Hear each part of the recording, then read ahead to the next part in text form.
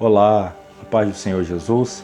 Estamos dando agora início a mais uma aula da Escola Teológica Shema, desta feita estudando a Eclesiologia, a doutrina da Igreja. Antes, porém, de iniciarmos mais esta aula, que eu tenho certeza que será edificante, eu quero fazer alguns pedidos. Quero pedir a você que, porventura, ainda não é inscrito no canal da Escola Teológica Shema, que aproveite esse momento para se inscrever no nosso canal. E se você tem sido edificado com as nossas aulas, também lhe peço que dê aí o seu joinha, não é? Dê aí o seu like. Se você tem também interesse em fazer alguma pergunta, um comentário, está o espaço disponível para que faça isso, para que nós possamos interagir. E por último, eu te peço que não deixe de compartilhar esse vídeo, quer seja pelos seus grupos de WhatsApp ou mesmo nas suas redes sociais, para que outras pessoas também possam ter acesso a esse conteúdo e ser edificado com as nossas aulas. Então, sem mais delongas, vamos à aula, agora, Eclesiologia.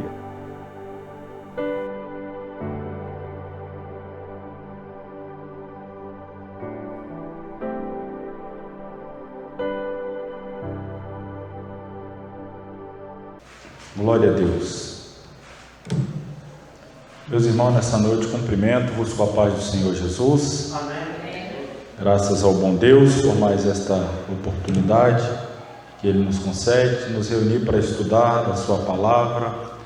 Chegamos hoje aí à terceira aula do nosso 7º livro, a Eclesiologia, e, sem perda de tempo, quero convidar os irmãos a que, por gentileza, se coloquem sobre os pés, para fazermos ainda mais uma oração. Os irmãos já chegaram, oraram, mas façamos ainda mais uma oração para apresentarmos a Deus a aula desta noite e assim oficialmente darmos esta aula por iniciada. Oremos. Querido Deus eterno Pai, nós te louvamos na noite desse dia pela bênção, pelo privilégio de nos reunir na tua casa mais uma vez e podermos estudar e aprender a tua palavra. Eu te louvo pela vida de cada aluno que aqui já se encontra presente. Peço a bênção do Senhor sobre a vida dos que estão a caminho. Te louvo também pela vida de cada um dos que nos seus lares ou em outros ambientes que sejam, estão acompanhando as aulas, têm estudado conosco à distância, e eu tenho certeza que também têm sido alvos da tua bênção e têm sido edificados pela tua palavra. Nos dá uma aula, mais uma vez, edificante, em que o teu nome seja exaltado, honrado, glorificado. É o desejo do nosso coração, é a disposição da nossa alma e a nossa oração que fazemos em nome de Jesus. Amém. Pode tomar o seu assento. Quero lembrar os irmãos que na última aula nós estávamos aí no capítulo 4, tratando sobre a igreja e seus símbolos, e na ocasião nós destacamos que a Bíblia, por ser riquíssima na linguagem figurada, ela traz-nos algumas representações da igreja, dentre elas as mais destacáveis, que nós aqui apresentamos na última aula, é a igreja como noiva, assunto que apresentamos também na última aula, e depois começamos a falar da igreja como templo, e foi justamente aqui que nós encerramos a aula, aí na página 28, a igreja como templo. A gente fez a leitura desse conteúdo e eu apresentei aos irmãos alguns pontos importantes quando nós estudamos a igreja simbolizada pelo templo. Nós tratamos da questão do culto, que é a principal reunião da igreja, como templo do Senhor, reunidos, o culto, o significado do culto, o objetivo primário do culto, o objetivo secundário. Por que muitas das vezes nós trazemos uma avaliação negativa do culto? Porque nós temos uma visão distorcida do que é o culto, quem presta culto, para quem, com que objetivo, e aí nesta inversão de valores, nós chegamos a acreditar que é uma atribuição nossa, a prerrogativa de avaliar a qualidade do culto, quando na verdade esta é uma exclusividade daquele que recebe o culto, portanto, do Senhor. Então não podemos perder de vista os objetivos primário e secundário do culto. O principal propósito é prestar culto a Deus, ou seja, adorá-lo. E aí a gente falou mais algumas coisas sobre a questão do culto, a adoração. Eu pontuei alguns momentos específicos das nossas liturgias que às vezes são mal compreendidas, até com certa razão, vamos dizer assim, são mal compreendidas porque são mal ensinadas e, na maioria das vezes, sequer são ensinadas. A gente chega para a igreja, nos convertemos, passamos a integrar uma igreja no seu aspecto local, físico, institucional, começamos a participar dos cultos, das liturgias, e a gente vai convivendo com algumas realidades culticas que ninguém nunca nos explicou, ninguém nunca nos ensinou, e a gente vai reproduzindo algumas coisas sem entender as suas origens e principalmente sem entender a sua concepção bíblica, a origem, mas especialmente a sua origem, a sua concepção bíblica. E às vezes a gente perde a conexão com o bíblico porque a gente vai se acostumando a fazer de uma forma corriqueira, repetitiva, e perde aquela conexão com a origem, com o bíblico. Eu dei exemplo do culto em ação de graças, a gente falou bastante sobre isso, fazendo uma conexão da origem dos cultos ou das ofertas em ações de graças que eram feitas pelo Israel antigo, lá na antiga aliança. Eram ofertas de gratidão por bênçãos recebidas. Então, quem oferecia uma oferta em gratidão por bênçãos recebidas, ele não poderia comparecer diante do Senhor de mãos vazias. Na nova aliança, nós não temos por costume trazer ofertas como na antiga aliança, um animal, algo do gênero. Mas nós somos o próprio culto, o sacrifício vivo, a oferta somos nós. Então, quando nós vamos oferecer um culto em ação de graças, isto implica em dizer que nós nos dispomos a oferecer um culto com mais qualidade do que os cultos que naturalmente ou corriqueiramente apresentamos. Então, o culto em ação de graça não se pede, eu quero pedir o culto. Não se pede, se oferece. Você é o ofertante do culto. E via de regra, quando você oferece o culto, você está chamando a atenção de Deus, dizendo que aquele culto que você está oferecendo, ele vai ser mais especial, com mais dedicação, com mais empenho, com mais entusiasmo. E aí eu disse de algumas coisas que a gente vê acontecer. As pessoas oferecem culto, na verdade às vezes até pedem culto em ação de graças, chegam atrasados, anda o culto todo, vai no banheiro um monte de vezes, conversa, vai embora antes do término e diz que aquele culto ali é uma ação de gratidão pela bênção recebida.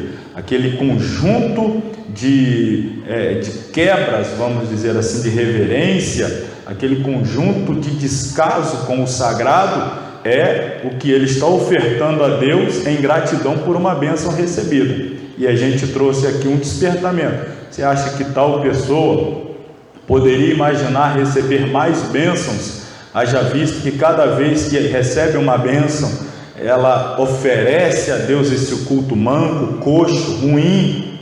Então a gente precisa pensar sobre isso. Aqui é apenas um detalhe do que falamos na semana passada, relembrando aqui a questão do culto. Aí eu apresentei, nós encerramos falando dos 3 principais propósitos da igreja. O primeiro propósito tem a ver com a relação da igreja para com Deus, ou o seu ministério. Lembrando que a palavra ministério significa serviço, né? Ministério é um serviço. Então, qual é o serviço da igreja em relação a Deus? Adoração. A igreja tem um compromisso também com a comunidade cristã. Nós, enquanto um corpo, temos compromissos mútuos, E qual é então o meu ministério, o meu serviço que eu devo prestar aos meus irmãos e vice-versa? É a edificação. Então, num culto precisa haver edificação mútua. Nós dividimos o culto, alguém canta, alguém ora, alguém dá um testemunho, alguém prega. Tudo isso deve sempre ter como objetivo a edificação da coletividade. Quem canta, canta para Deus, é claro, adora a Deus, é o objetivo primário sempre, mas ele deve esperar também que à medida que adora a Deus, os seus irmãos no ambiente de culto também sejam edificados, fortalecidos, renovados, curados, libertos, batizados com o Espírito Santo, etc. Da mesma forma, aquele que vai fazer uma leitura, o que vai fazer uma oração, o que vai pregar, ele tem em mente, em primeiro lugar, prestar esse serviço a Deus, em segundo lugar, aos seus irmãos, visando a edificação coletiva. Finalmente, a responsabilidade da igreja com relação ao mundo perdido, com relação ao pecador, é a responsabilidade da evangelização. Bom, eu queria ler ao menos um texto bíblico antes de nós passarmos para a última parte aí dos símbolos da igreja, que é o corpo. Eu quero ler com os irmãos a primeira epístola do apóstolo Paulo aos Coríntios, capítulo 14.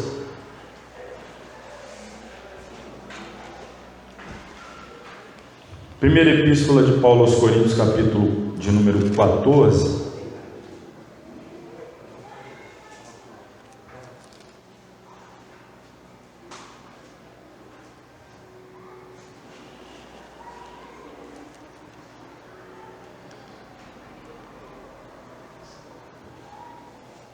Aqui temos algumas orientações para o culto.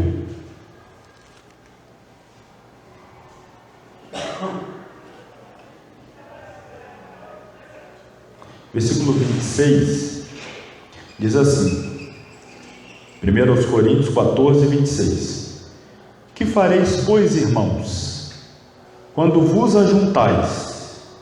Cada um de vós tem salmo, doutrina, tem revelação, tem língua, tem interpretação.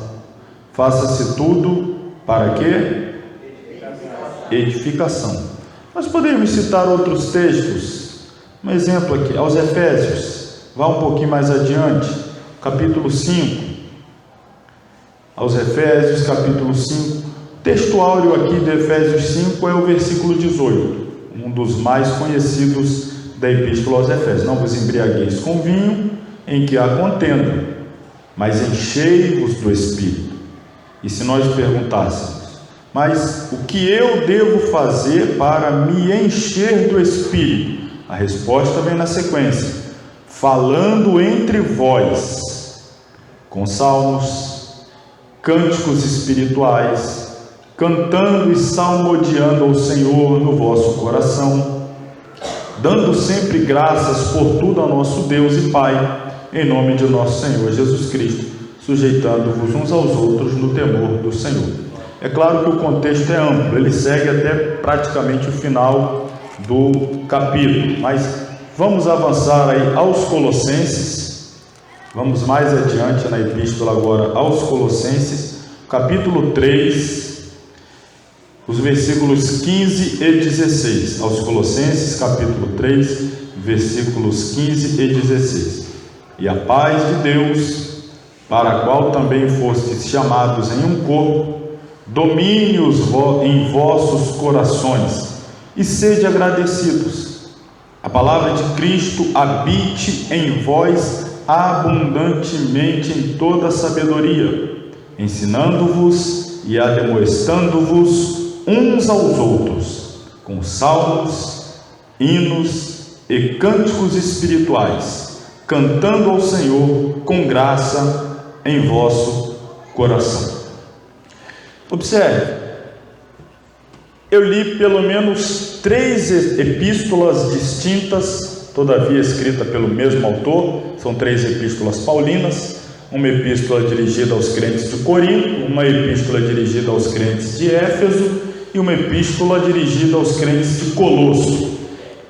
O que nós observamos em comum nesses textos?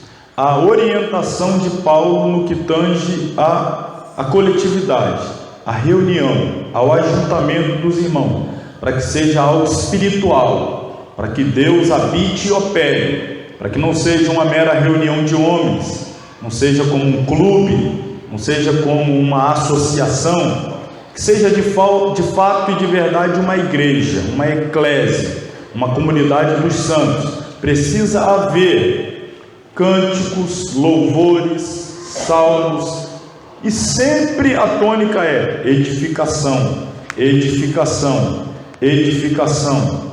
Então, irmãos, imagina as músicas, e aí eu chamo de música mesmo, que muitas vezes faz parte da liturgia de muitos dos nossos cultos, e aí as pessoas não são edificadas quando se cantam aquelas músicas. As pessoas sentem-se às vezes agredidas, irritadas, coloca crente contra crente. Você já ouviu música assim? Eu chamo de música. Coloca, aquele que te viu vai te ver, aquele teu irmão que estava assim vai te ver assim. Deus, é isso aí, pega ele e tal. Aí cria aquela divisão na igreja, né? À medida que a letra da música vai sendo entoada, ao invés de adentrar o coração da comunidade ali dos irmãos, um sentimento de paz, de alegria, de adoração, de regozijo, vai alimentando ódio, vai alimentando rancor, vai alimentando raiva entre um e outro, vai ampliando a dissensão, né, o abismo, esse afastamento entre os irmãos.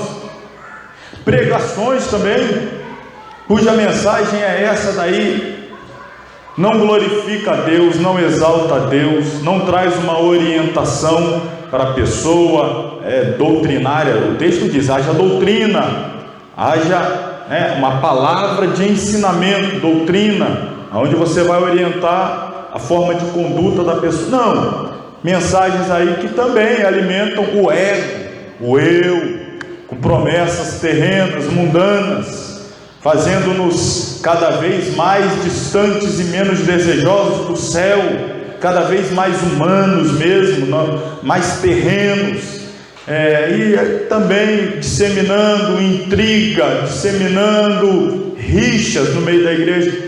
Irmãos, nem de longe, este é o modelo de culto que a igreja primitiva oferecia a Deus. Nem de longe este era o modelo de culto que o próprio Jesus ensinava aos seus discípulos a oferecerem a Deus. Não temos orientações nas cartas para esse tipo de culto, portanto, se quer qualificar como culto, posso eu. Não é culto, não é culto. Se não há edificação, se Deus não é adorado, a primazia não é de Deus, se o culto é antropocêntrico, o centro do culto é o homem, culto entre aspas, e não Deus, se Deus não é adorado, honrado, glorificado e exaltado, se os homens não são edificados, consolados, exortados, orientados, doutrinados, e se no final das contas o mundo, que caso esteja ali alguém não crente, não é evangelizado, ou seja, não recebe o verdadeiro, genuíno, sadio, autêntico evangelho, então não é culto, porque não foi cumprida a missão para com Deus, não foi cumprida a missão para com os demais cristãos, não foi cumprida a missão para com o mundo. Foi um ajuntamento de pessoas, mas não foi culto.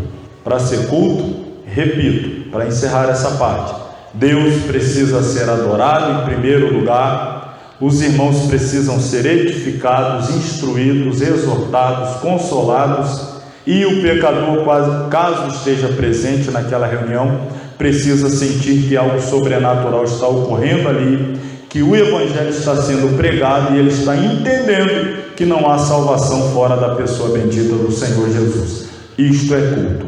Nós precisamos resgatar essa essência antes que seja tarde demais. Então, concluído aí, raciocínio dentro daquilo que havíamos parado na semana passada. Vamos prosseguir aí na página 18, a última parte dos símbolos da igreja. Falamos da igreja como noiva, falamos da igreja como templo e agora a igreja como corpo de Cristo. A igreja é também um corpo. Este simbolismo traduz a ideia de que são diversos órgãos, muitos membros, mas todos trabalham de forma orgânica e harmônica, interligados em benefício do corpo de Cristo. Vale a pena reiterar: ninguém trabalha em favor de si mesmo. Qualquer ação de um órgão ou membro em um corpo saudável está relacionado com toda a estrutura orgânica que sustenta a vida. E acima está a cabeça, o cérebro, o comando de todas as ações. Assim são as igrejas. Elas somam milhões de membros no mundo. Quando todos cumprem a sua parte, elas se beneficiam, mas se algum de seus membros está enfermo espiritualmente e não é logo restaurado, afeta o corpo. Haja visto inúmeros exemplos que promovem escândalo e trazem má fama ao povo de Deus. É responsabilidade de todos os crentes trabalharem de forma orgânica e harmônica, interligados, em favor do crescimento, saúde e fortalecimento da igreja, tendo Cristo como cabeça na liderança. Sem nenhum exagero, a igreja atual precisa ser mais corpo e menos indivíduos. Todavia, esta ideia não anula a atualidade de cada membro em particular. Todos cumprem uma atividade regular e indispensável no processo da vida. Se algum deles, por qualquer motivo, para de trabalhar, o corpo ressente-se de sua inatividade. Essa é a visão que norteia a nossa presença na terra. Como noivo, a igreja tem o Senhor como fonte de sua pureza espiritual. Como templo de Deus, ela é o lugar santo da habitação dele na terra e tem o compromisso de permanentemente adorá-lo. Como corpo de Cristo, bem ajustado, cada membro cumpre com alegria a sua responsabilidade em benefício do corpo. Assim a igreja vive a plena espiritualidade no mundo. Antes de passarmos ao próximo capítulo, que tratará então da espiritualidade da igreja, deixa eu pontuar aqui mais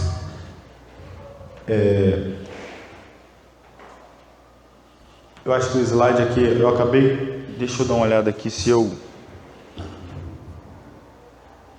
tá até cortando aqui na hora que ampliei, não é? Deixa eu voltar para ver se eu consigo diminuir e não cortar.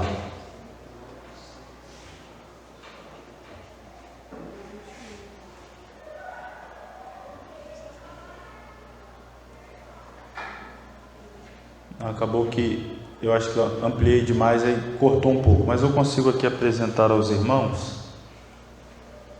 Isso não vai trazer muito prejuízo não. Para a gente ter uma ideia, né? Quando a gente fala de corpo, a gente tem essa ideia aqui de um corpo humano e, claro, a igreja é composta por indivíduos que são os membros. Então, braços, se a gente pensar da parte interna, então os órgãos internos, tendo Cristo como o cabeça, o cérebro, o comando. E aí nós temos então a igreja representada pelo corpo. E em um corpo não há este pensamento individual. O pé não trabalha exclusivamente para o pé. Se o corpo quer se deslocar daqui até o final deste tempo, o pé vai trabalhar para levar todo o corpo até lá. Então o pé vai trabalhar em benefício do corpo. Se o meu corpo sente sede e eu preciso de água, eu vou usar minhas mãos para pegar o copo de água e poder refrescar o meu corpo. A minha mão vai servir para atender uma necessidade do corpo. Então perceba, o pé não trabalha só para o pé, a mão só para a mão, e assim sucessivamente. Se nós pensássemos nos órgãos internos, o coração não trabalha exclusivamente para si, um rim um fígado, um pulmão, eles trabalham para que haja perfeito funcionamento de todo o corpo. Um não para de funcionar se achando melhor do que o outro, porque se ele para, não prejudica apenas o outro, acaba prejudicando a si mesmo. Porque se cada um trabalhar só para si, ao invés de trabalhar para a coletividade, no final todos perdem. Mas se cada um tiver a ideia de trabalhar para a coletividade, no final todos ganham.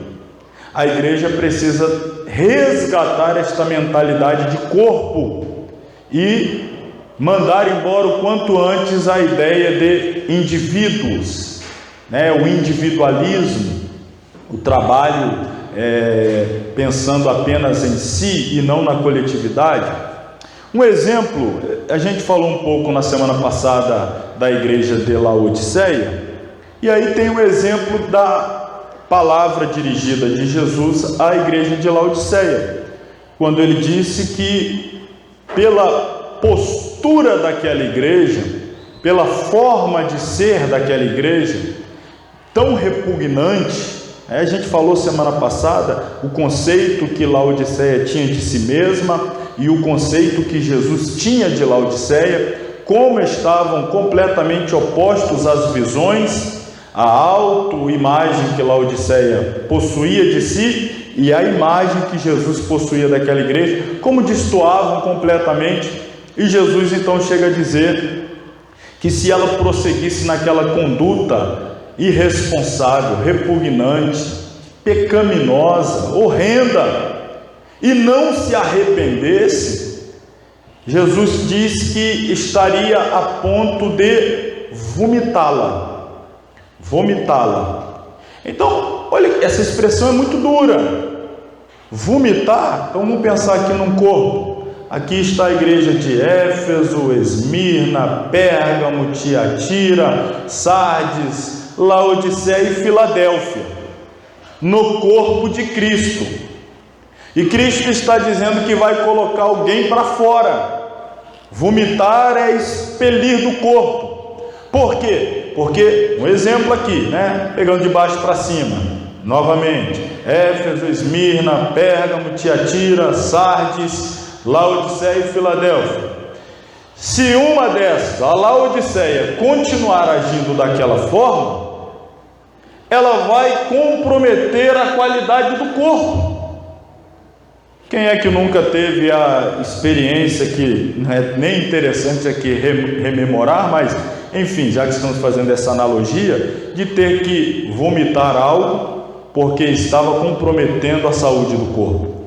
E depois que você fez o vômito, seu corpo voltou a funcionar na normalidade. Tinha um corpo estranho ali dentro, que estava provocando a má qualidade do funcionamento pleno e perfeito total do corpo. Mas quando você colocou para fora, então tudo voltou ao normal. É o que Jesus está dizendo para Laodiceia. Se você se enquadrar nos moldes, no modelo, no formato de uma igreja autêntica, você permanece no corpo. Mas se você não se arrepender, mas ao contrário, permanecer desta forma, eu terei que colocá-la para fora do corpo. Por quê? Para o bem do corpo, para o bem de todo o corpo. Então, às vezes, o desligamento de alguém do corpo não é visando o mal daquele alguém, é com vistas ao bem de todo o corpo. Porque você sabe como é que é a história, Uma fruta podre no meio de várias frutas, você deixa ali, daqui a pouco apodrece outra. Se você insiste em ser fruta podre, terei que arrancá-la do meio das demais para que não apodreça todas as demais. Então, nós temos que pensar na coletividade. Não é aquela história, ninguém tem nada a ver com a minha vida.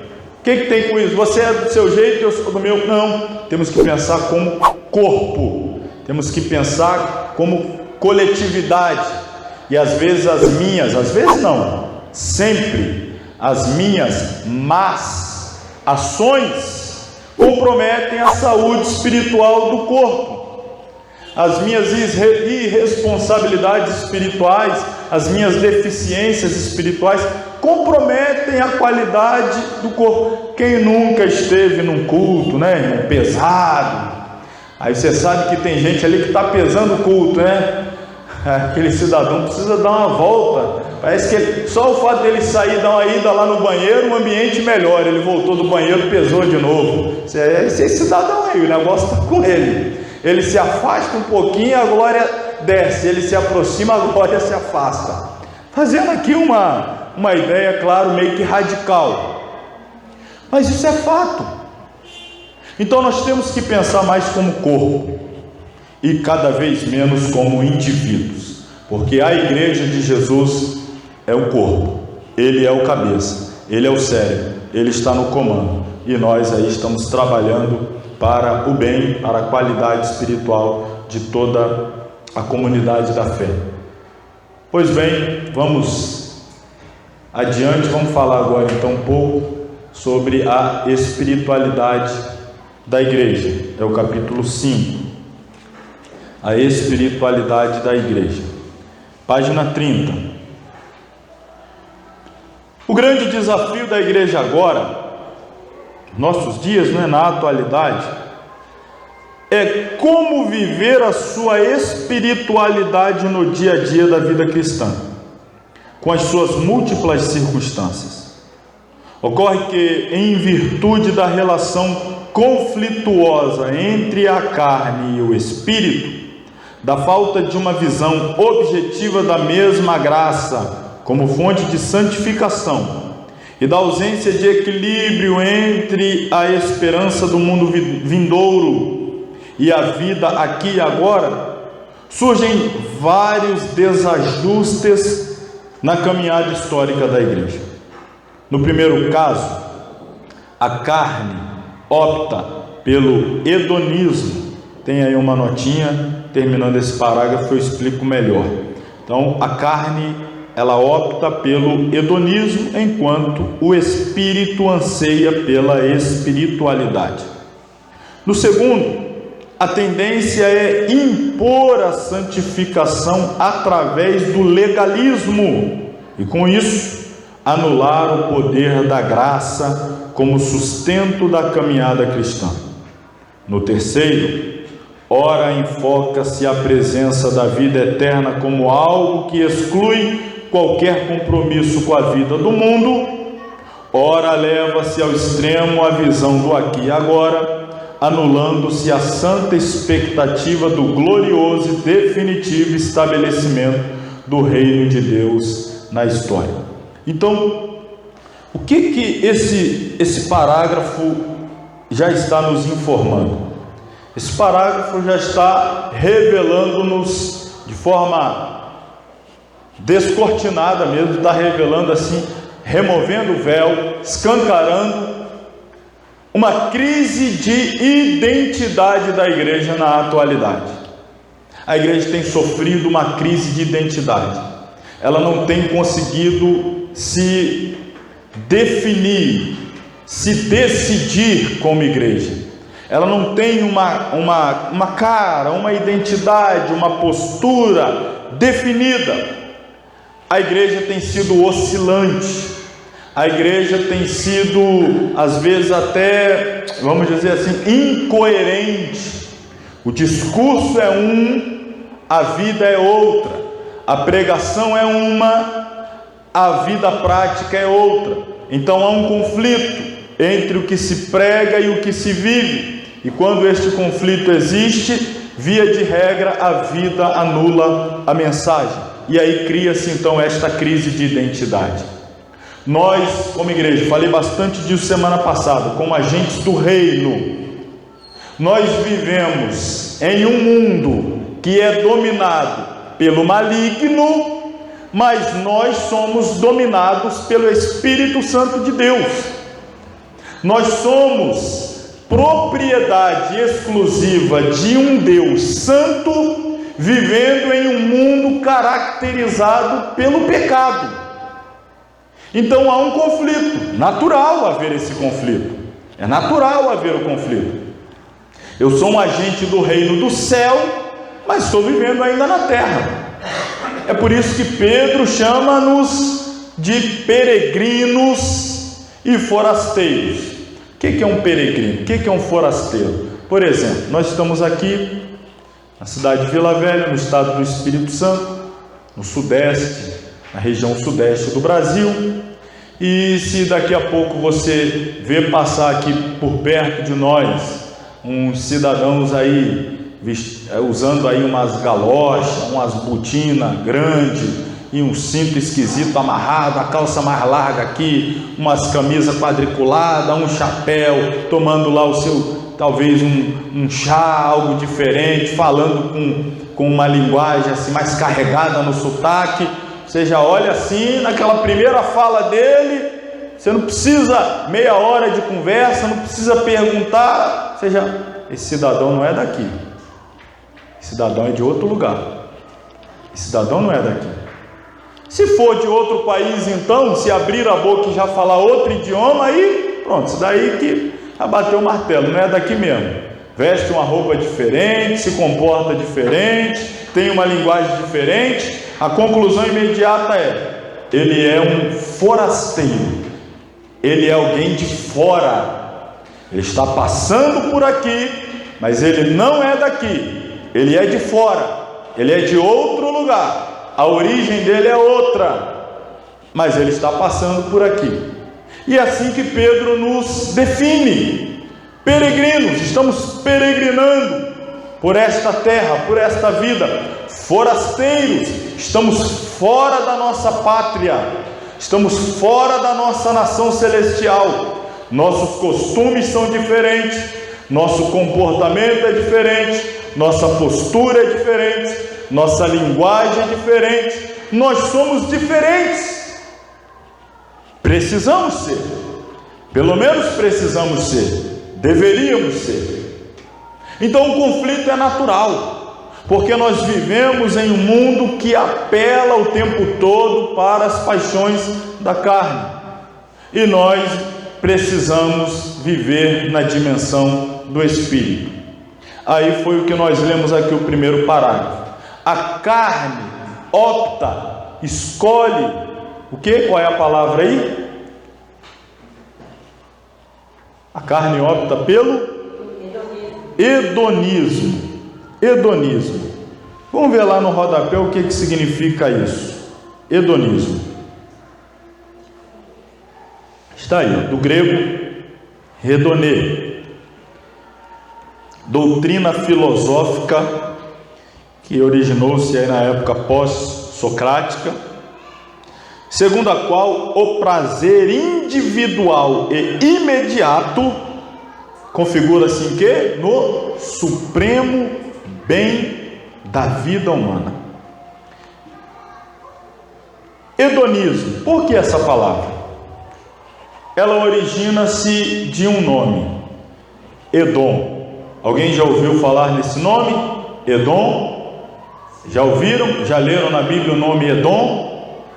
Edom é o nome de uma terra, de uma região, que foi dada aos descendentes de Jacó, aos descendentes de Isaac, não por parte de Jacó, mas por parte de Esaú.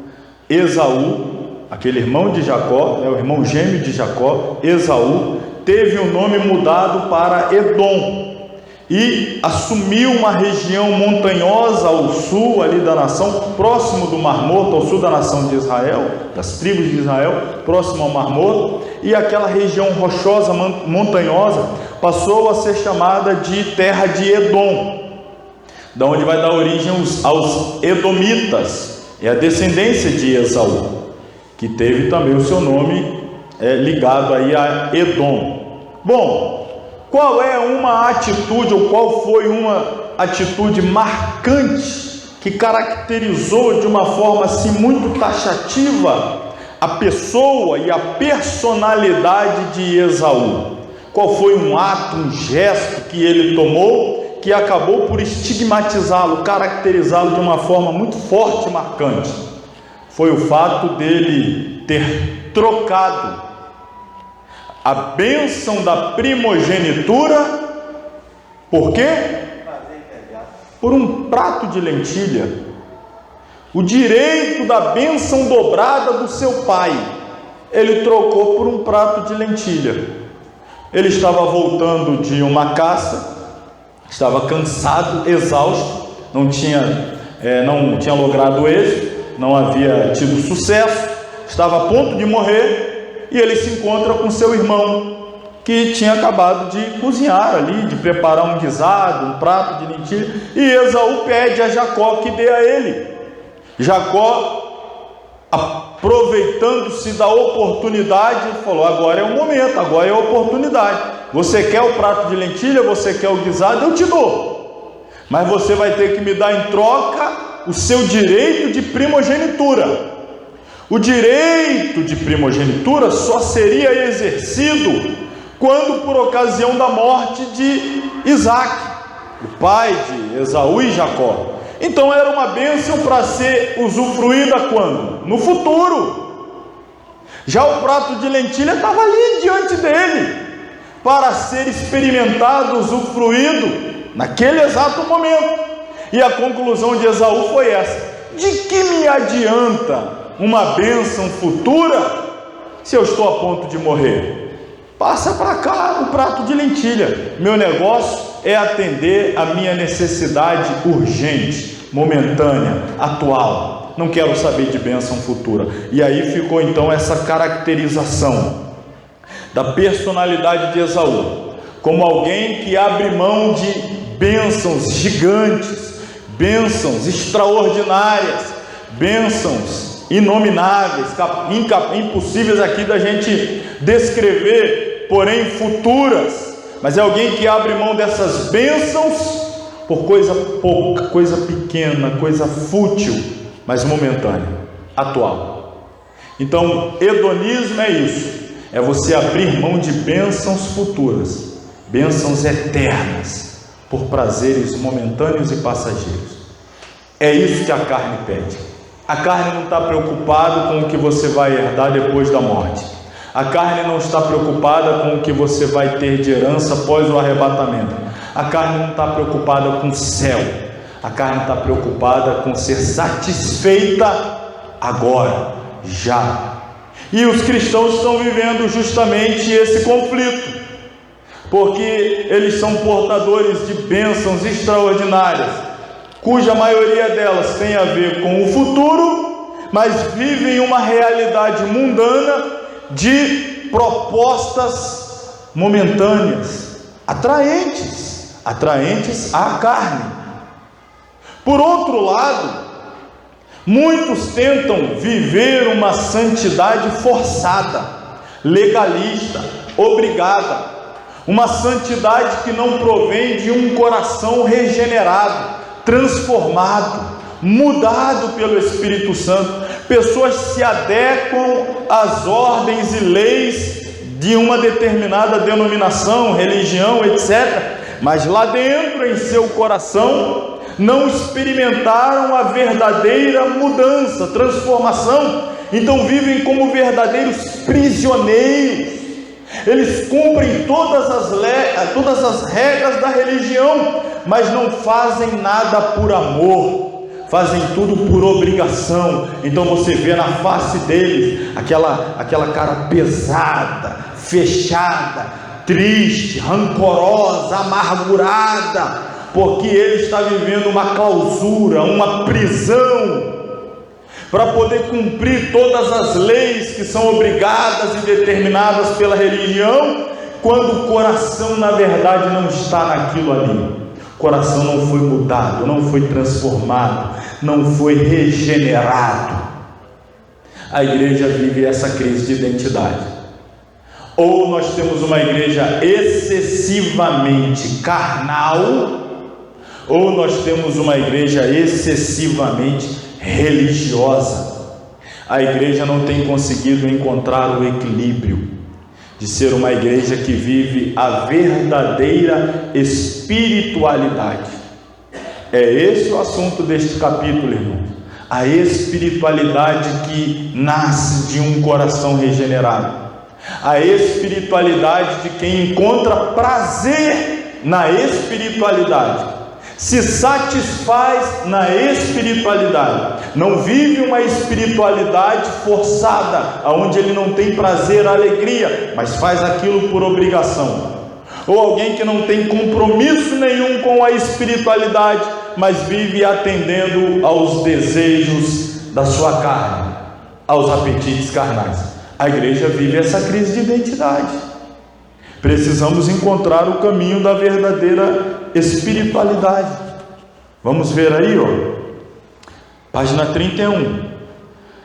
A verdade, porém, é que não há como fugir dessas questões, que às vezes se transformam em verdadeiros conflitos.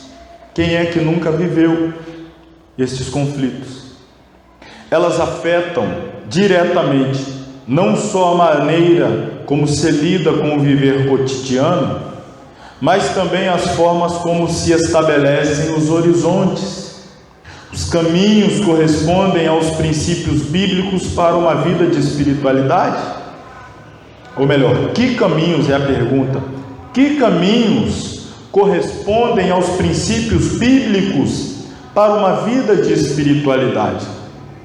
Em que consiste o papel da igreja no mundo diante de temas como justiça social, cidadania, vida profissional e áreas afins, principalmente nessa era pós-moderna em que prevalece a visão relativista?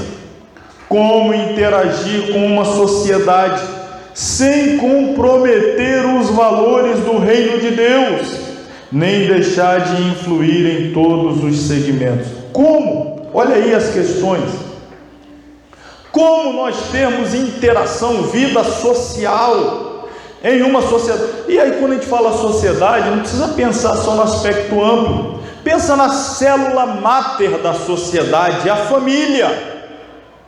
Às vezes você vive em uma família que você é luz, você é sal, e a sua família é trevas. Talvez você que esteja aqui, ou quem acompanha-nos pela videoaula, tenha um conflito. A esposa é uma serva de Deus, o marido é um atribulado. Ou o contrário, que é mais raro, mas acontece também, o marido ser uma bênção e a esposa, sei lá, a mulher da cabeça virada. Às vezes os pais são servos de Deus, os filhos já são completamente mundanos, ou os filhos são piedosos e os pais são completamente descompromissados com o reino de Deus, e você precisa interagir, precisa se relacionar. Está na festa de aniversário, está na reunião familiar, está naquele almoço, está naquele jantar, está naquela confraternização, está naquela ceia de Natal, e está ali, a conversa é uma, e lá sai uma cerveja, um cigarro, e você está ali naquele ambiente. Não pode romper relacionamento com o pai, com a mãe, com o esposo, com a esposa.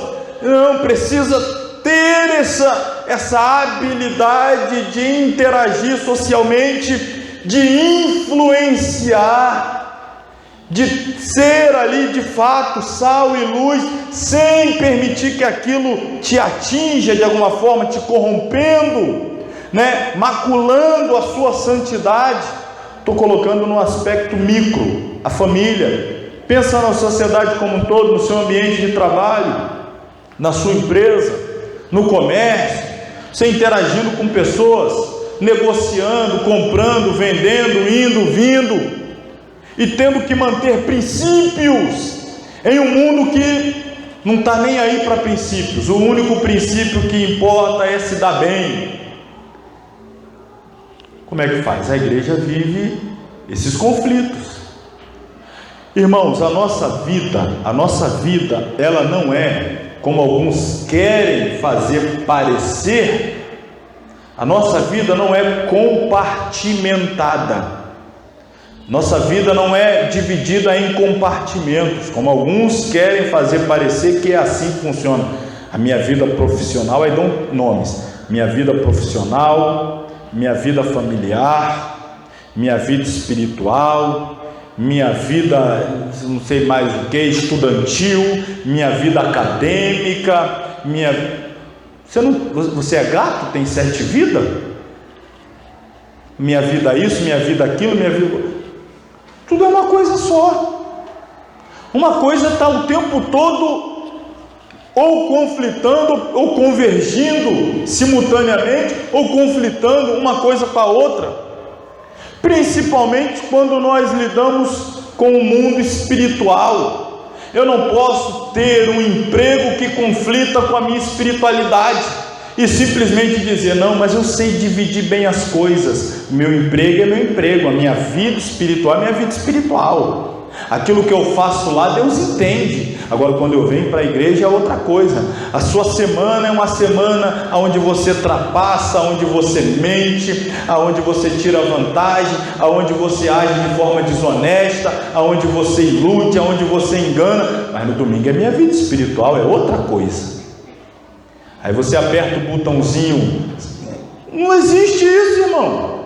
Não, Deus entende, ali é meu trabalho, ali é meu ofício, ali é assim mesmo, senão a gente não sobrevive, é selva de pedra, é um tentando se dar bem em cima do outro, então ali eu tenho que ser também, feroz também, para lidar com aqueles leões e tal, mas quando termina, eu tomo meu banho, coloco meu terno, minha gravata e entro no modo cristão. Não existe. Infelizmente, vendendo esta ideia mentirosa, é onde nós vemos alguns, eu já citei aqui, artistas que o seu show levam pessoas a pecarem, a adulterarem, a abandonar marido, a prostituírem-se, a embriagarem-se, a drogarem-se, mas você bota o microfone na boca dele e pergunta, qual a sua religião? Sou evangélico. E o seu ofício? Enviar pessoas para o inferno? Você é evangélico, mas a sua profissão é enviar pessoas para o inferno? Não existe essa divisão. A sua vida é uma, ou ela é feita para glorificar e adorar a Deus, ou ela é feita para atender às exigências desse mundo corrupto. E aí é onde entra o conflito. Quem nunca se viu diante de uma exigência do patrão para tomar uma atitude que batia de frente com seus princípios cristãos? E agora? Você tem que tomar uma decisão: agradar a Deus ou agradar ao homem? Entrar nesse esquema, colocar o meu nome, assinar esse documento, agir de forma enganosa, fraudulenta, traiçoeira, e a minha consciência? E na hora de orar, e na hora de pregar, e na hora de adorar, e na hora de profetizar, o tempo todo a sua consciência sendo atacada, porque você deu a Satanás as ferramentas para que ele te ataque. Não tem como você fugir disso. Então nós temos que entender como nós agimos nesse mundo, como verdadeiros cristãos, autênticos servos de Deus, genuínos cidadãos do céu, mas de alguma maneira interferindo na sociedade de forma positiva, influenciando a sociedade de forma positiva, interagindo com a sociedade como verdadeiro sal, como verdadeira luz, e não o contrário, recebendo a corrupção que nos degenera como sal, ou recebendo a escuridão e as trevas que fazem apagar a nossa luz. Nós precisamos ter uma identidade, uma postura. Quem eu sou? Eu sou um servo de Deus. De manhã, de tarde, de noite, na igreja, no trabalho, na escola, em casa, você tem uma identidade e precisa zelar por ela em todos os ambientes que você vai, em todas as situações, em todas as circunstâncias. Você precisa ser uma única pessoa, e essa pessoa precisa ser uma autêntica servo de Deus. É um desafio, não tem como fugir dele. Precisamos aprender. A igreja é a dimensão da espiritualidade. Saber em que consiste a verdadeira espiritualidade é o ponto de partida para que a igreja tenha o correto posicionamento diante de tudo quanto se relaciona à vida terrena. Mas o que significa isso?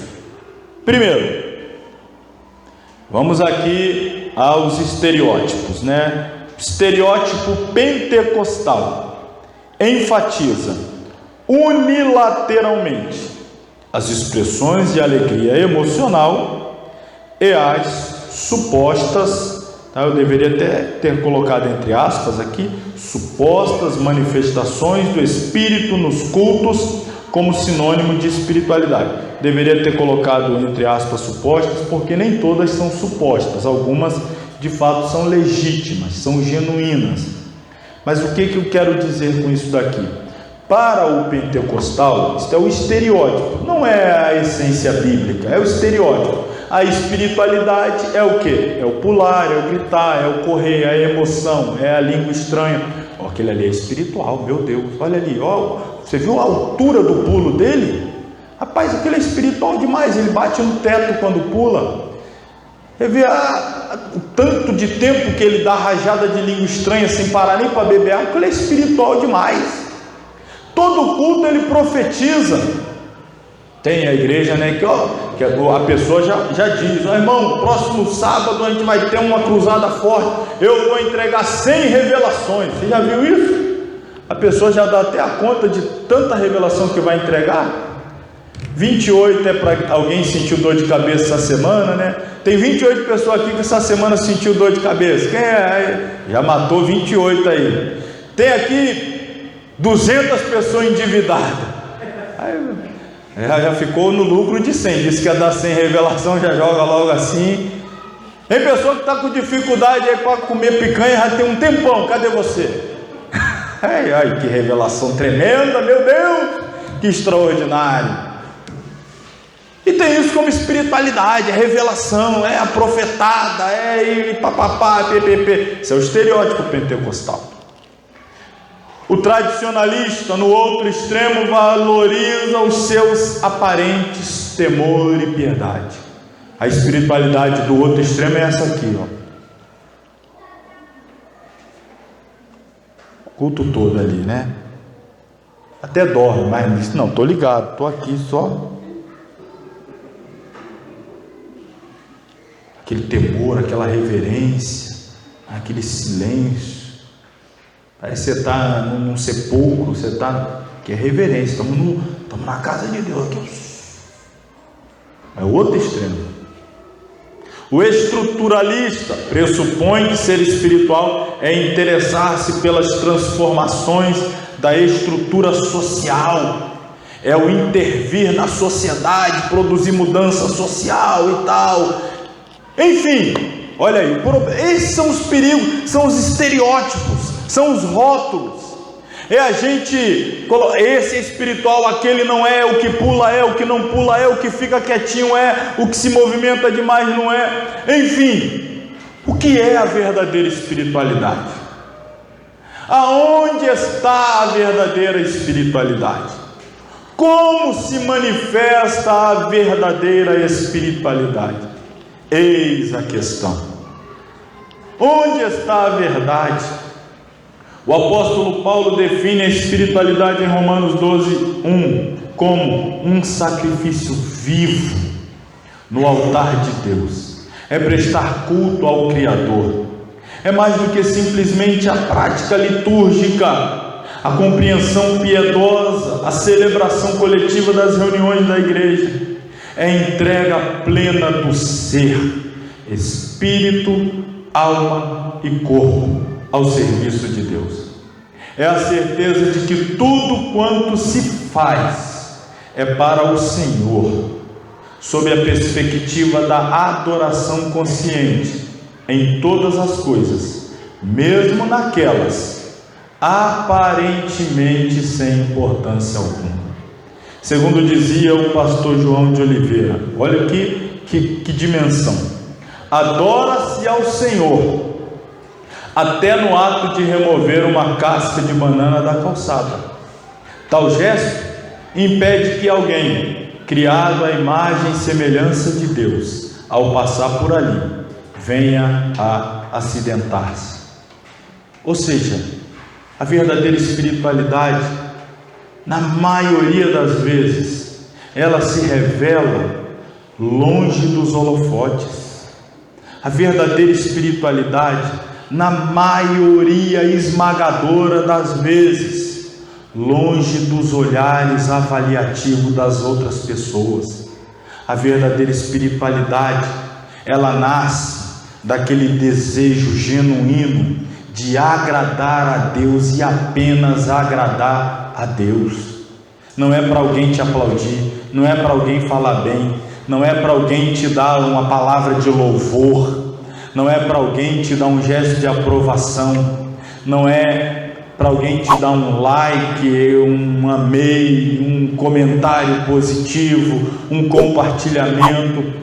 Não é aquele que tem que ter a câmera, a foto, a postagem e o tempo todo ficar batendo naquela tecla para que receba o louvor alheio. A verdadeira espiritualidade é aquela que tem como único objetivo o sorriso de Deus. Será que Deus se alegrou dessa minha atitude? Ninguém sabe, ninguém viu. Foi às escondidas, foi às escuras, foi de madrugada, foi no lugar ermo, foi no lugar oculto, mas eu fiz apenas para que Deus se alegrasse, apenas para satisfazer o coração de Deus. Foi um gesto simples, foi uma doação, foi um ato de caridade, foi um estender de mão para alguém, foi uma evangelização, foi uma pregação, foi um louvor, foi um gesto simples, mas que foi movido por um objetivo: a glória de Deus. Aí é a verdadeira espiritualidade. Não é diante dos holofotes, não é diante dos olhares, não é em busca do aplauso da massa, não é aquela que você faz e daí a pouco já está perguntando: e aí, o que vocês acharam? Gostaram? Qual foi a repercussão? O que o pessoal comentou? Isso não é a verdadeira espiritualidade, não é a essência da espiritualidade. A verdadeira espiritualidade é aquela que é feita para a plateia formada por uma única pessoa: Deus. Deus. Às vezes você pode fazer algo diante de milhões, de milhares, de centenas, de dezenas, mas você só está vendo uma pessoa: Deus. Só me interessa agradar uma pessoa, só me importa ser reconhecido por uma pessoa, só me motiva ter a aprovação de uma única pessoa: Deus. Aí está a essência da verdadeira espiritualidade. Então você faz coisas que ninguém sabe, nem nunca vai saber, ninguém viu, nem nunca vai ver, mas a motivação era unicamente a glória de Deus. Então, quando Paulo usa a expressão que o nosso culto, ele deve ser um culto racional, aonde nós nos entregamos como sacrifícios vivos, puro, agradável no altar de Deus. Então o culto é o que? Não é algo que eu entrego, é a minha entrega. Não é algo que eu dou, é a minha própria, a renúncia do meu querer, da minha vontade, para que Deus se satisfaça. O verdadeiro culto, ele é marcado por essas renúncias, das vaidades, das vontades, dos quereres, para que Deus seja honrado. Quando Paulo faz essa comparação, na antiga aliança, o sacrifício era trazido pelo ofertante, e o ofertante colocava o sacrifício sobre o altar, e o altar em chamas, para que o altar consumisse toda a oferta. Na nova aliança, Paulo diz assim: você não traz uma oferta, você é a oferta. Você não coloca algo no altar, você se coloca no altar. Você não permite que o fogo consuma a sua oferta, você permite que o fogo do Espírito consuma todas as suas mazelas, todos os seus males, todos os seus pecados, todas as suas vaidades, todas as suas vontades. É você que se entrega no altar e permite que a chama do Espírito consuma tudo que há de ruim. É você se entregando para se enquadrar no modelo de Deus. Esse é o verdadeiro culto. Você não faz isso movido pela emoção, não é um culto emocional. A emoção, a pessoa se coloca no altar, mas quando a chama começa, ela sente o calor da chama, ela já pula fora do altar. A emoção faz você pular fora do altar, você foge do altar. A emoção só está bom quando te é agradável, quando não é mais agradável você foge. Paulo está dizendo, não haja por emoção, haja pela razão. Decida, tome essa decisão de se colocar no altar. Esse é o verdadeiro culto, essa é a verdadeira espiritualidade. É uma decisão da razão para viver para a glória de Deus, em viver para a glória de Deus. Então aduz-se, portanto, que a espiritualidade não é compartimentada para ser vivida numa dimensão. A espiritualidade engloba toda a vida. Não há como estabelecer do ponto de vista da verdade teológica qualquer linha divisória entre o sagrado e o secular. Já disse, isso é utopia, isso é mentira. Você compartimentar a sua vida espiritual e as outras áreas da vida. Não existe essa linha divisória, né, entre o sagrado e o secular, que enseja tratar cada uma das situações de maneira distinta. Não há paredes para a vida cristã, como se houvesse algum tipo de atitude exclusiva lá para dentro, no âmbito interno da igreja, e outra cá para fora em todo o tempo. Não, diz a Bíblia, sejam alvas as tuas vestes em todo o tempo, não é? E nunca falte óleo sobre a tua cabeça. Espiritualidade que se expressa apenas nos aparentes limites do culto coletivo não é espiritualidade, é o quê? Hipocrisia. Hipocrisia é aquilo que eu disse. Imagina, a pessoa vive a semana toda mergulhada no pecado, aí no domingo ele é espiritual. A semana toda cometendo práticas que entristecem o coração de Deus, aí no domingo ele quer cantar e quer que o fogo pegue ainda no meio da igreja. Ele entristece o Espírito Santo com as suas atitudes cotidianas, mas quando chega no momento do culto ele quer que... isso é hipocrisia, é farisaísmo. É sal dentro do saleiro, é luz dentro da redoma. Não se percebem seus efeitos na sociedade. Quando no Sermão do Monte o Mestre qualifica os cristãos como sal da terra e luz do mundo, está aí implícita uma espiritualidade plena, sem fronteiras, que alcança todas as áreas. Em outras palavras, todos os atos do cristão devem denotar a verdadeira espiritualidade. Então, a verdadeira espiritualidade, ela deve se manifestar em todas as áreas da vida cristã. Ela deve se manifestar no casamento, no lar, com os filhos, na sociedade, com o empregado, com o patrão, com o cliente. Enfim, ela deve se manifestar em todas as áreas, em todos os lugares. A verdadeira espiritualidade não é sair falando língua estranha, entregando profecia. Meu Deus, que espiritualidade, né? O camarada é espiritual no trabalho, na hora do expediente ele está lá entregando profecia, orando, o patrão está procurando ele está lá orando. Meu Deus, que coisa linda, o homem é espiritual demais. Ele está cometendo pecado, ele é pago para fazer uma coisa e ele não faz o que é pago para fazer. Está lá se escondendo no banheiro, em algum outro ambiente da empresa, e diz que está lendo a Bíblia, está orando. Isso não é espiritualidade. Você está roubando. Alguém que está te pagando para fazer alguma coisa, você coloca o dinheiro no bolso e faz outra. Isso é roubo. Isso não é espiritualidade.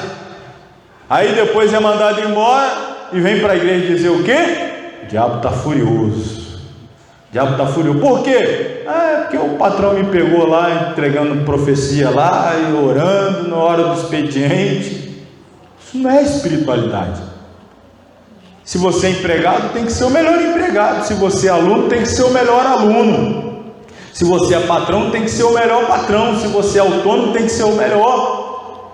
Tem que cumprir os seus compromissos com a sociedade. Tem que ser exemplo. Tem que ser sal, tem que ser luz. Aí você revela a verdadeira espiritualidade. Então, é essa a proposta do Evangelho. A igreja, a espiritualidade e a cidadania. Chegamos numa área que tem sido muito polêmica, né, na atualidade. Esta é outra área em que há pouca consciência a respeito. A ideia de uma igreja que apregou uma vida cristã compartimentada, enseja posicionamentos duvidosos, nos quais transparece não haver qualquer compromisso com o aqui e o agora. A máxima para justificar tais posturas é a de que o mundo vai de mal a pior e nada é possível fazer para melhorar este quadro. Sob este ponto de vista, resta tão somente aguardar a bem-aventurada esperança e alienar-se da realidade em volta. Mas aqueles que assim pensam, continuam fazendo o quê? Comprando, vendendo, construindo casas. A máxima só vale quando se trata do envolvimento com as questões sociais, políticas e civis que afetam a sociedade. Esta é uma meia-verdade. É óbvio que a esperança do cristão é o mundo vindouro.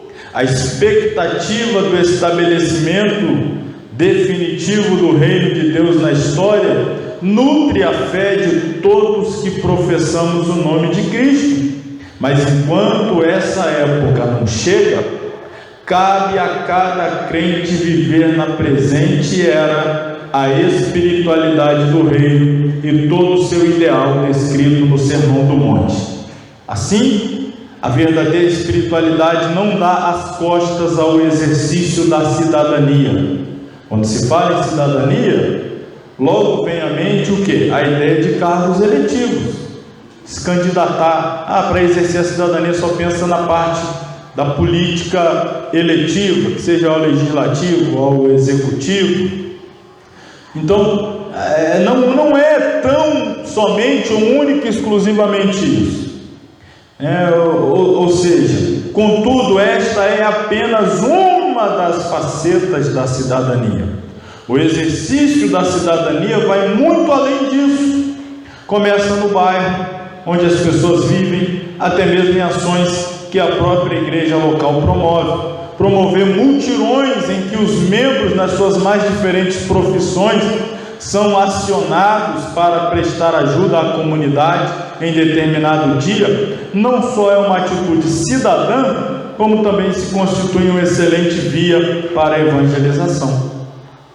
Incentivá-los a participar das reuniões de pais, de alunos e de outros movimentos legítimos da sociedade organizada permite que exerçam a espiritualidade onde a presença do sal e da luz é extremamente vital para a tomada das decisões importantes. Mas a postura cidadã não se resume apenas a esses aspectos. Ela transparece nos metrôs, trens, ônibus, quando os mais novos dão lugar às pessoas da terceira idade. Eita, fala Deus, né? Olha aí, ó. Para os gestantes, as pessoas enfermas, deficiente físico. Ela transparece nas comunidades carentes, onde os moradores conscientes não jogam lixo nas encostas, nem nos rios, nem deixam espalhado nas vias públicas. Olha que coisa, irmão.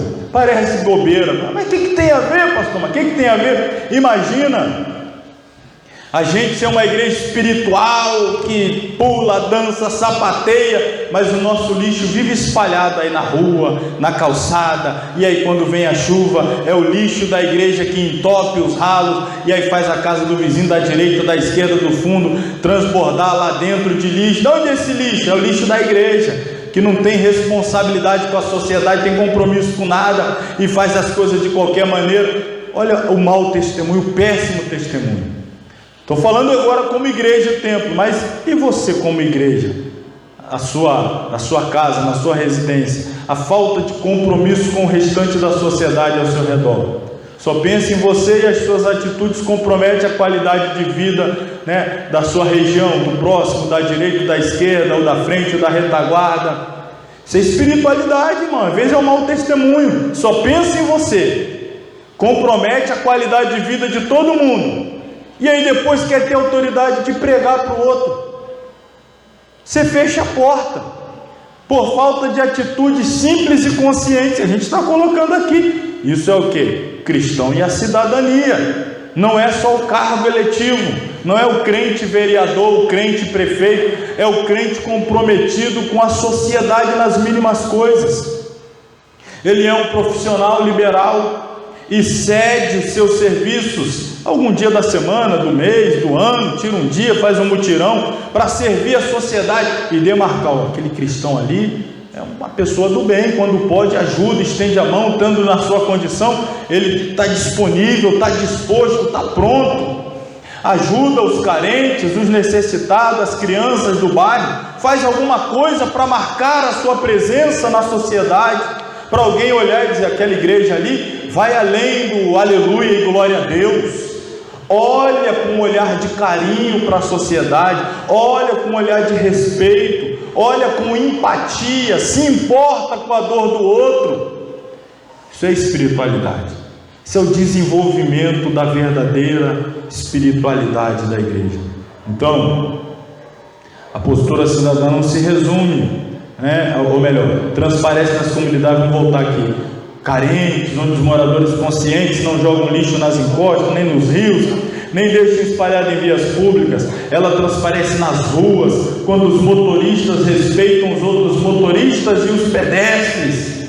É aí que a espiritualidade se manifesta nas dimensões mais humanas da cidadania. Quantas vezes, aquele trânsito frenético, louco, de fim de tarde, ou de início de manhã, ou segunda-feira cedo, ou sexta-feira já no fim da tarde, aí lá vem o carro do crente, corta um, ultrapassa outro, avança o sinal, passa na faixa, e aí quando passa o carro, lá está atrás o adesivo, Jesus te ama.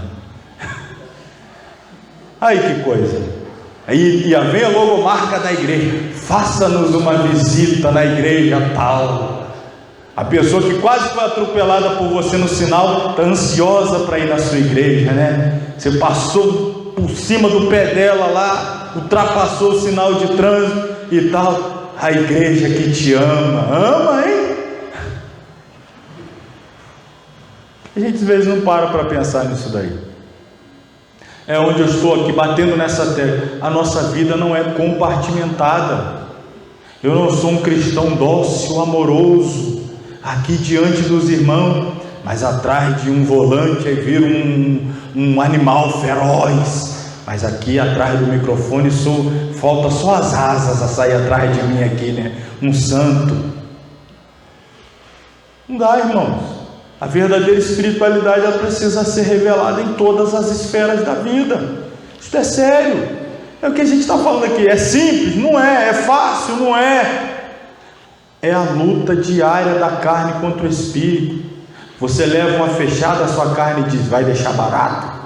Vai ficar por isso mesmo?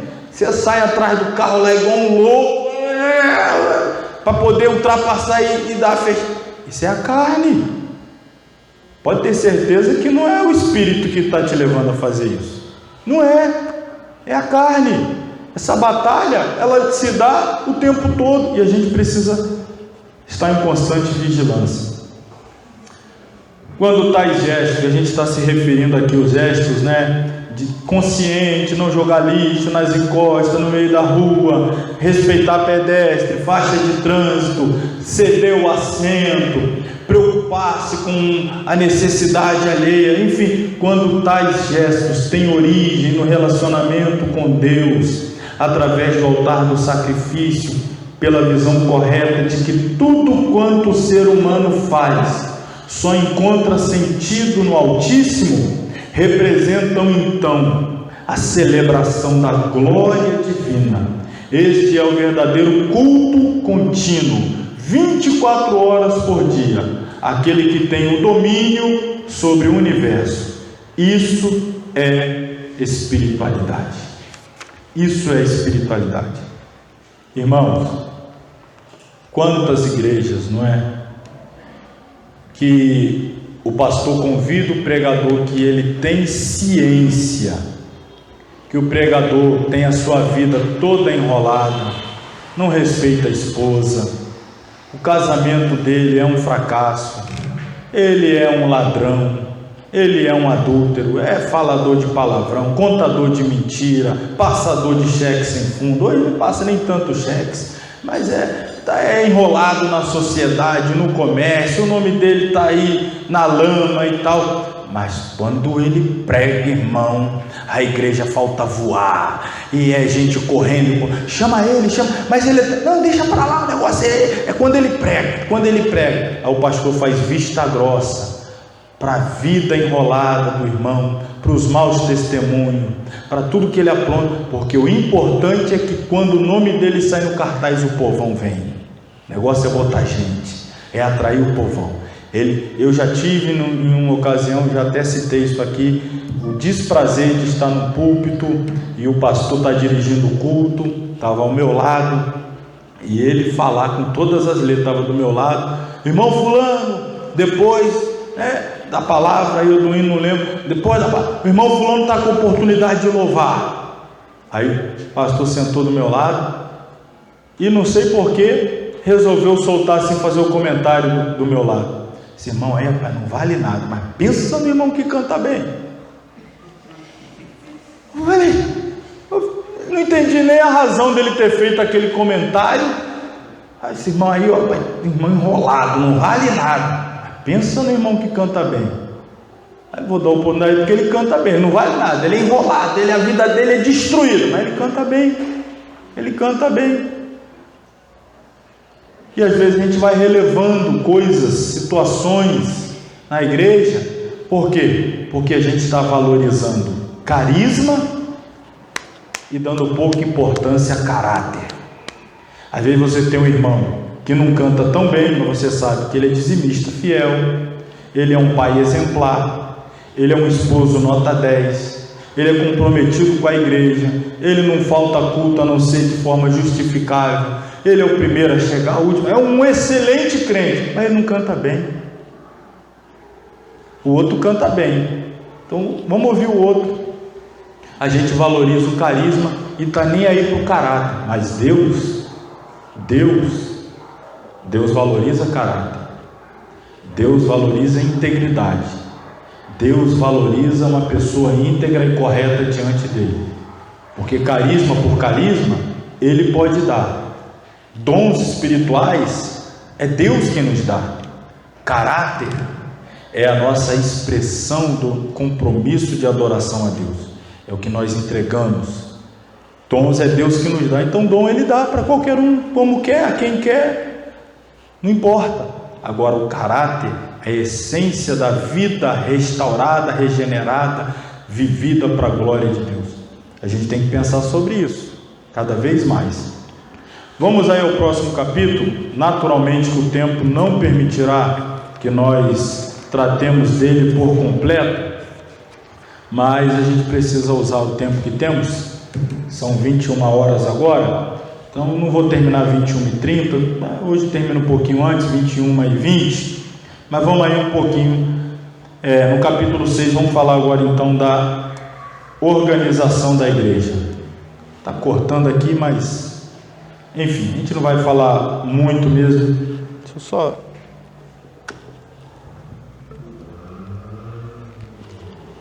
fazer um teste aqui se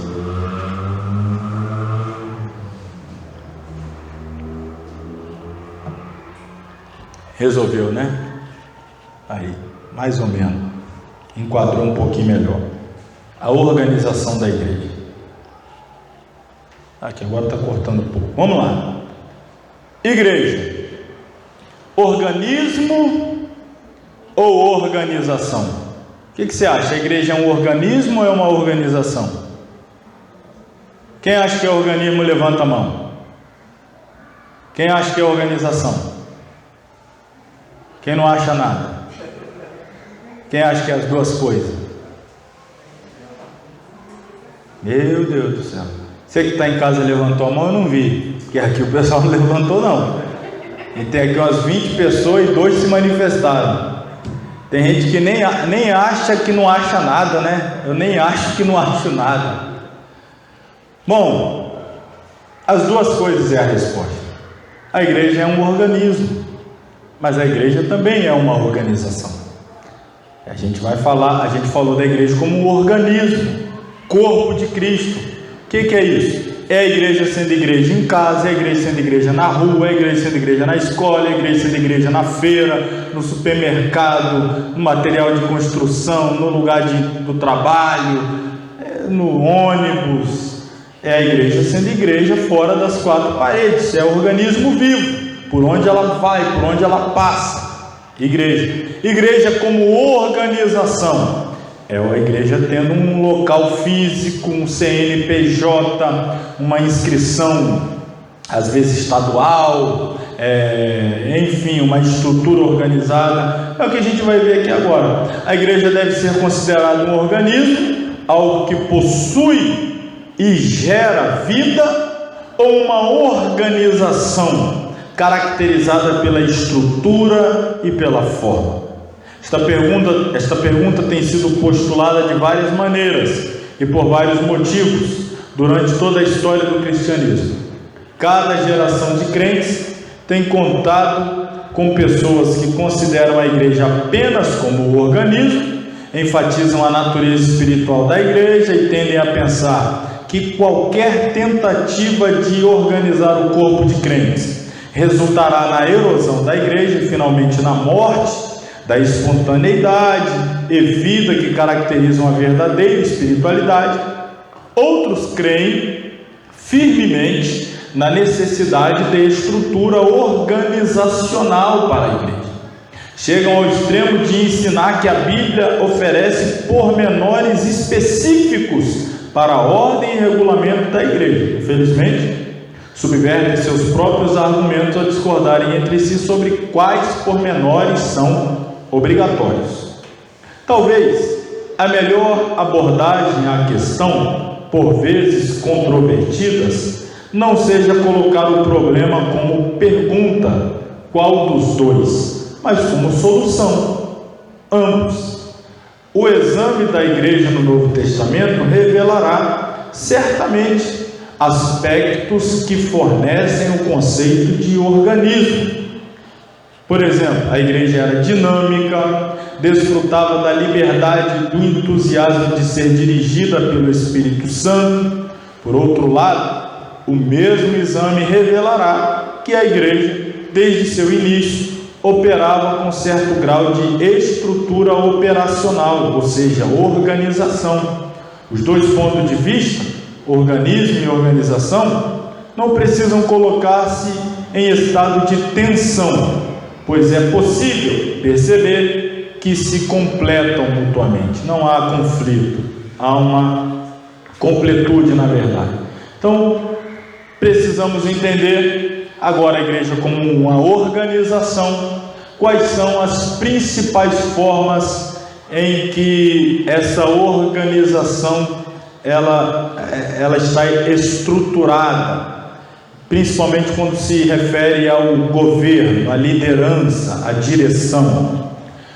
Então, vamos ver aí principais formas de governo, de liderança, de direção eclesiástica, a estrutura organizacional da eclésia, da igreja. Tem-se sugerido que a questão organização eclesiástica, ou seja, o governo da igreja, ou constituição da igreja, em última análise, questão de autoridade. Onde reside a autoridade da igreja e quem tem o direito de exercê-la. Embora a maioria dos crentes não hesite, não pense duas vezes em responder que Deus é a derradeira autoridade da igreja, ainda precisam determinar como e através de quem ele deseja administrar essa autoridade. No decurso da história da cristandade, surgiram várias formas de constituição eclesiástica. Algumas atribuem maior grau de autoridade aos líderes, outras ressaltam que os membros devem exercer maior controle na igreja. Outros ainda buscam uma posição de equilíbrio entre os dois extremos. Com raras exceções, a maioria dessas estruturas pode ser classificada em uma das seguintes formas: episcopal, presbiteriana ou congregacional. Nós vamos parar por aqui, não vou avançar na leitura além daqui. A gente vai ter que explicar isso com detalhes na semana que vem. Só vou pontuar aqui. Reconhecemos que a igreja, além de um organismo, é uma organização. Quando se fala de organização, as primeiras perguntas que surgem é: se é uma organização, quem é que está no comando? Quem é que está na liderança? Quem é que toma as decisões? Quando surgem os conflitos, quem é que dá a última palavra? E aí, como nós lemos? É claro que a resposta sempre vai ser Deus. Não, quem domina é Deus, quem comanda é Deus, quem dá a última palavra é Deus, quem é o dono da igreja é Deus, quem determina sobre a direção que a igreja deve tomar é Deus. Ok, isso é fato, todos concordamos. A questão é, por intermédio de quem Deus exerce esse domínio? De que forma Deus exerce a sua autoridade no meio da igreja? De que maneira Deus então exerce a condução da igreja? Quem Ele usa?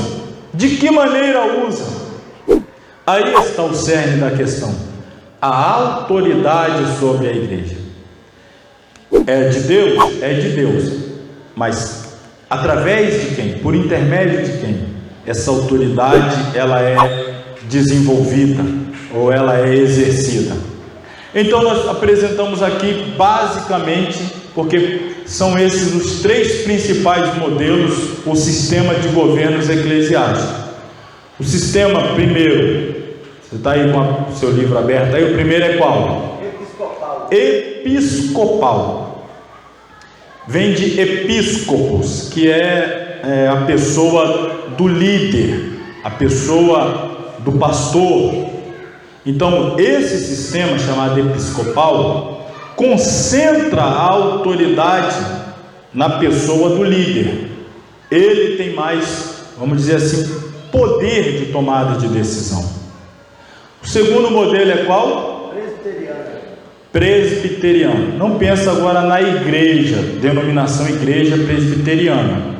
Estamos falando de sistema de governo, modelo de governo. O presbiteriano, ele é um sistema de governo onde o líder, o pastor, tem autoridade, mas essa autoridade ela é de alguma maneira diluída entre o presbitério, que seriam o quê? Os demais líderes, anciãos, algumas igrejas chamam de anciãos, outras de presbítero, outras de pastores auxiliares, outros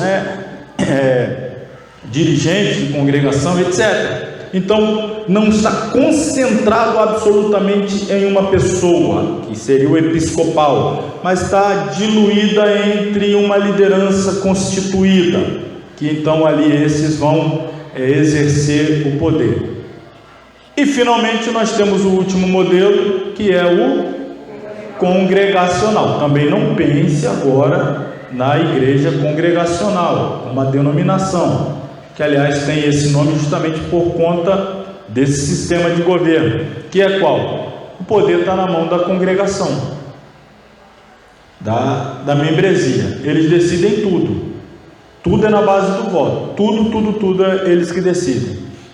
Não estou falando aí só de decisões em relação à estrutura da igreja. Que cor vão pintar essa parede? A meia dúzia acha que branco, outra meia dúzia acha que deve ser rosa, a maioria acha que tem que ser cor de burro quando foge. Então ganhou a maioria, vamos pintar a igreja de cor de burro quando foge, acabou, decidiu. Não é só essas decisões assim, tem a ver também com decisões doutrinárias, tem a ver também com decisões sobre a própria liderança. Muitas igrejas, principalmente na América, na Europa até que menos, porque já chegou no estágio decadente extremo, mas na América do Norte, muitas igrejas ainda seguem firmemente esse sistema. Então eles contratam um pastor e demitem um pastor. Nós queremos esse pastor, vai ser o nosso pastor por um período de 2-3 anos. Venceu aquele período, renova com o pastor, você vai continuar sendo nosso pastor. Determina o salário. A congregação, vamos pagar quanto ele de salário? E qual o benefício? Vamos ter esse. Eu sou a favor, eu não sou. Aí decide. 3 anos, terminou. Estou dando exemplo, não sei o tempo. Aí renova. Aí cansamos, não queremos mais esse não. Vamos em busca de outro pastor. Aí às vezes convidam o pastor para ficar naquela congregação um período, faz um teste com ele, uma análise. Não, vamos trazer outro. A congregação decide tudo, até isso, até quem vai ser o líder, a forma de culto, de liturgia. Isso aí é o congregacional. Se eu perguntar para os irmãos, a Igreja Evangélica Assembleia de Deus, qual é o sistema da Assembleia de Deus? Você não estava achando nada de organização e organismo, imagina agora, hein? Quem acha que é o episcopal? Quem acha que é o presbiteriano? Quem acha que é o congregacional? Depende, pode ser as três. Eu conheço no interior de Minas, tem uma que é essa última aí, ó, congregacional. Lá é. Pastor Celso acertou, as três. Por que as três? Porque a Assembleia de Deus não é mais uma única igreja. A resposta seria: pastor, que Assembleia de Deus? Que Assembleia de Deus? Que a Assembleia de Deus não é mais uma igreja única, com um único modelo, um único sistema. Depende de qual Assembleia de Deus, de onde. Pastor Celso citou, eu conheço em Minas, eu tenho certeza que na grande terra vermelha, ou talvez só em Barra Mares, nós vamos encontrar os três. Só aqui, se você der uma volta, você vai ter igreja que é a congregação que manda, a placa está Assembleia de Deus. Você vai ter igreja Assembleia de Deus, sistema presbiteriano. Você vai ter igreja Assembleia de Deus, que é o pastor lá, que ele manda em tudo lá e acabou, ninguém fala nada. Aqui na região, você vai ter isso, infelizmente. E a gente vai falar melhor sobre isso também semana que vem. Não vai dar para falar hoje, mais ou menos aqui lancei luz para os irmãos sobre esses sistemas e como eles funcionam na prática, né? Então, para a gente encerrar, deixa eu trazer só alguns slides aqui. Quando Cristo instituiu a sua igreja, ele tinha em mente um organismo vivo, um corpo que seria o seu corpo, formado por todos nós, que somos os membros, sendo ele próprio o cabeça. É claro que Cristo não pensou em uma organização. Ele sabia que seria necessária uma organização. Obviamente ele sabia que seria necessária uma organização.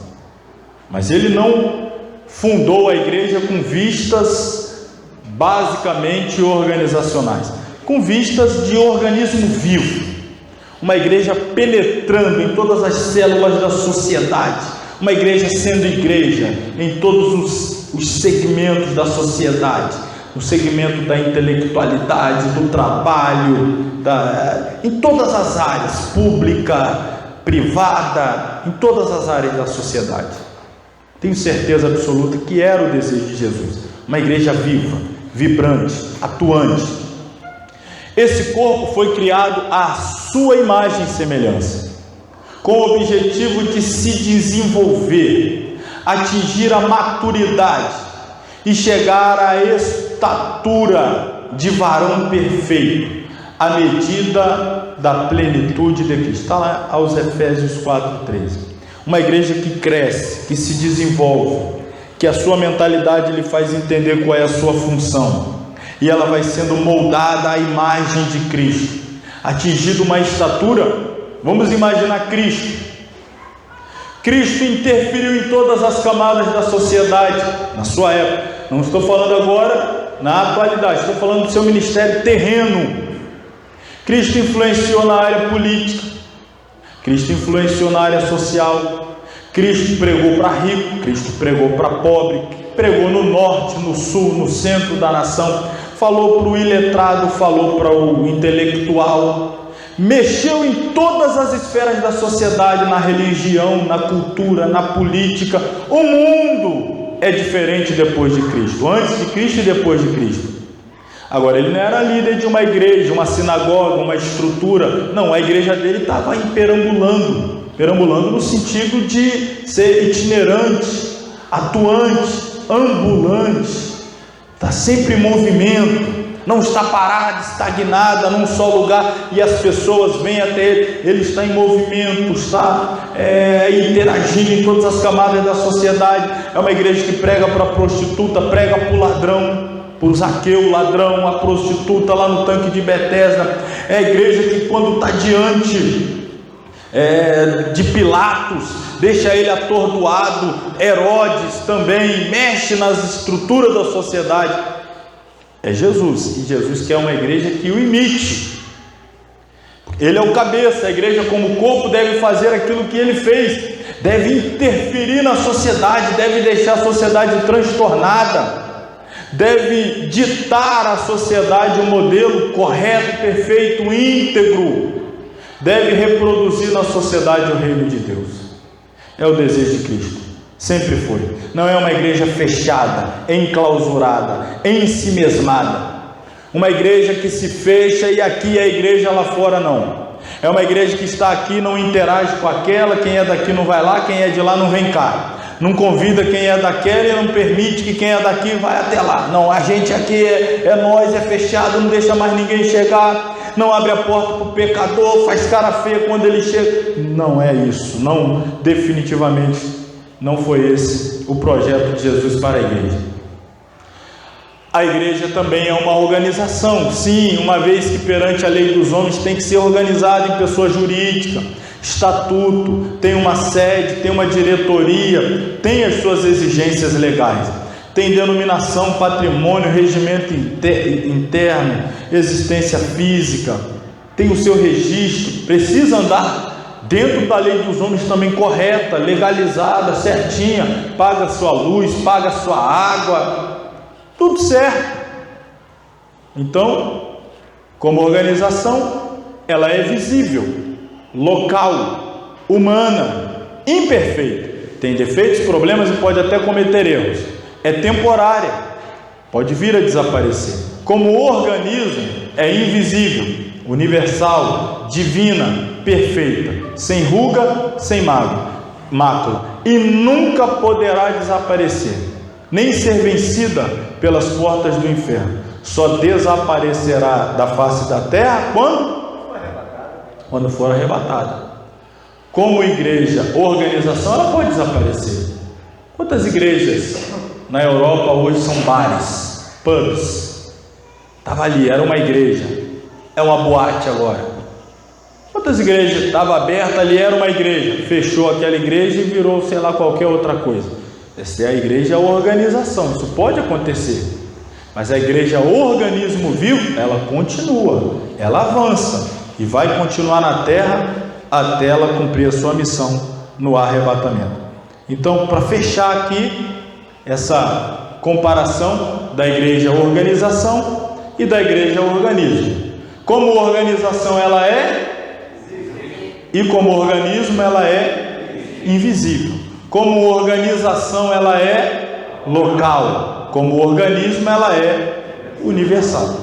Como organização ela é humana, como organismo ela é divina. Como organização ela é temporária, como organismo ela é perpétua.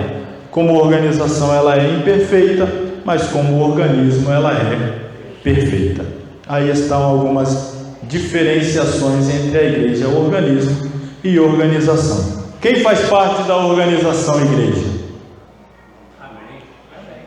Você tem carteira de membro? Você reúne em algum lugar? Você faz parte da organização. Agora, se faz parte do organismo, aí é outra história. Fazer parte da organização é fácil, do organismo nem sempre. Mas graças a Deus que aqui, todos que aqui estamos, fazemos parte dos dois, para a glória de Deus. Amém? Vamos encerrar então esta aula, permitindo o Senhor, na semana que vem, retornamos nesse assunto para concluí-lo. Vou explicar melhor as formas de governo.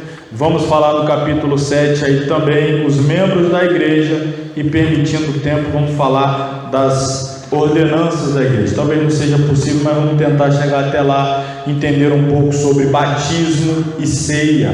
Ô irmão, tem obreiro que até hoje não sabe disso. A gente precisa saber o significado do batismo, como foi instituído, com qual finalidade. Precisamos entender o batismo e a ceia, as ordenanças. Se der tempo na semana que vem, se não der, vamos esticar para a próxima. Mas, querendo Deus, na próxima semana estaremos aqui. Vamos nos colocar sobre os pés então, orar, encerrar essa aula. Mais uma vez agradeço a presença dos irmãos, a paciência, a disposição de ficar tanto tempo aí nos ouvindo numa sexta-feira. Que Deus abençoe e recompense cada um de uma forma grandiosa e especial. Oremos.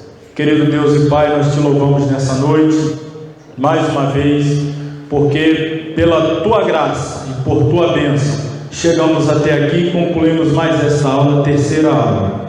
Eu agradeço ao Senhor pela vida de cada aluno, pelo esforço, a dedicação em avançar, em prosseguir e não recuar. Peço que o Senhor os recompense, ó Pai, de uma forma que eu jamais poderia fazer, mas Tu podes. Recompense eles dando cada vez mais graça e mais conhecimento da Tua santa palavra. Leve-nos em paz aos nossos lares, dê-nos um fim de semana abençoado, debaixo das Tuas potentes mãos. É a nossa oração no nome de Jesus. E que o grande amor de Deus, a graça do nosso Senhor e Salvador Jesus Cristo, a comunhão e a consolação do Espírito Santo seja com todos que amam e aguardam a volta de Jesus, e todos digam amém. Amém.